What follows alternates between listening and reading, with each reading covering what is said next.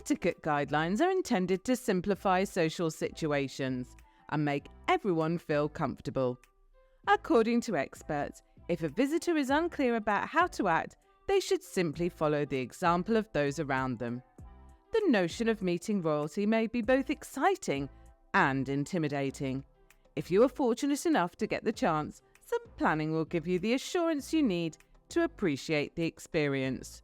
However, do bear in mind that while the British are extremely similar to Americans in terms of fun and sense of humour, there is a proper way to behave in most situations, and the British are very particular about the following procedures. So, let's go on a ride as we explore the ultimate faux pas when meeting the royals. Number 1. Never touch the royals. Touching a monarch is widely regarded as one of the biggest taboos surrounding the British monarch, as well as one of the unspoken guidelines for how people should act around the royal family. However, a contrary news made the headlines recently. While touring Windsor Castle with King Charles, President Joe Biden drew criticism for appearing to break royal decorum. The US president approached the king as the two were inspecting the Welsh Guards. He had just finished a meeting with Rishi Sunak in Downing Street. Twitter users who follow royalty have accused the president of breaking tradition. One such user is Jack Buckby, who wrote, "Biden just flat out breaks protocol and steps in front of the king here. He doesn't know where he is." Biden has no idea where he is, according to the Only Guru, another user on Twitter. He cannot possibly run for office again. He's out for a stroll. Even though Biden sent his wife Jill to represent him at the King's coronation at Westminster Abbey earlier this year, fueling accusations of his anti-British position, the President and King nevertheless seem to get along well. Biden travelled to Windsor to speak with Charles on climate change, after having earlier spoken with Sunak in Downing Street. A body language expert observed an unusual gesture between the two. The king was seen receiving a hand from Biden and, shockingly, extended one back in return. Biden's body language practices portrayed Charles and himself as two close and fairly beloved pals with a lot in common, according to Judy James, who spoke to The Express. The touch rituals were amazing. Biden would pat Charles on the back while they conversed and walked. Anyone from outside the royal family touching a king in public is extremely uncommon, and for Charles, this prohibition frequently seemed to extend to his wife as well. However, Biden's pats and touches of Charles went far enough to elicit a reciprocal response from the new queen, as Charles, likewise, placed a hand behind the president's back. Michelle Obama did once extend her hand behind the queen's back, in an indication of cordial connection. At a reception at Buckingham Palace, US First Lady Michelle Obama violated this ban. She did hug Queen Elizabeth II after the monarch had embraced her around the waist, but the media severely attacked her for doing so. Number 2. You're not supposed to initiate conversation or call out to a royal. In a technical sense, you're not supposed to speak to them or call out to them. The conversation is meant to start with the royals. You'll see that they start it so that they can manage their time. They must assume command. Children, however, typically aren't covered by this provision. If a child calls out to them, 9 out of 10 times they will go over. A member of the royal family typically responds. Children today are seen and heard, unlike when our grandparents lived. The current world is different. Number 3. You should never call other royals Your Majesty. This title is reserved only for the monarch. If you did this, the royals wouldn't correct you. We are all humans after all. However, it's crucial to recognise and become familiar with each royal's proper titles, which go beyond just addressing them as HRH. As an illustration, Prince Charles's full title on official documents is His Royal Highness King of the United Kingdom. Usually, it's about respecting the person's title rather than the individual. It involves recognising something that has existed for more than 1,000 years. If you want to be part of our family, quickly subscribe to our channel and turn on your notification bell so we can keep spilling the royal tea. Number 4.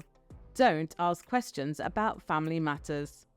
Shortly after Meghan Markle and Prince Harry announced they were leaving the royal family, Prince William and Catherine attended their first joint engagement of the year. Questions regarding Harry and Markle were politely ignored during their walkabout, according to royal writer Emily Andrews. The royals, according to Harold, rarely react to inquiries with "I can't answer that" or "no comment." Instead, they are more likely to make a joke out of it or act like they can't hear. They are brilliant. They are not being taught how to behave in lessons or in a hidden area in Buckingham Palace, according to Harold. As we observed Meghan doing when she joined the family in 2018, learning on the job is important. They do not answer random questions on family matters. Number 5. You don't have to explain who you are when meeting the royals at a pre-arranged event or garden party. They already know all about you. Each year, the employees of 1,000 UK citizens nominated them to attend the King's Garden parties at Buckingham Palace and other royal residences with the royal family. The palace would pick people from a pre-selected list because it would be impossible for the royals to speak to everyone individually. When this happens, the royals will be notified who they are meeting in advance and given a full briefing on who they are and why they were invited. There is no need to introduce yourself unless you're asked to, just like at every other royal event. Number 6. Choose an outfit that blends in. Women should wear dresses, but they shouldn't be too short, too revealing, or white. The majority of British ladies will finish off their appearance with a hat or a fascinator, a little hair accessory with feathers or jewels fastened to a clip or comb. Men who serve in the military must wear a uniform. Male citizens are required to dress in either a lounge suit, which are essentially business suits, or morning suits, which are more formal outfits that feature a long jacket and a vest. Inside the church, a top hat should be carried rather than worn. Couples need to keep in mind that they will be seen together. William Hanson, a protocol expert who teaches classes on proper etiquette all over the world, notes that it is common to witness a husband and his wife who appear to be attending 2 different events. One person will be wearing what appears to be pajamas, while the other is dressed in a black tie. You don't have to match colours, but you should consider how your clothing looks when worn together. Number 7. Nicknames are off limits. Although everyone is aware that the royal family has nicknames for one another, Prince Philip referred to the Queen as Cabbage, it is nevertheless improper for a celebrity to use one of these names.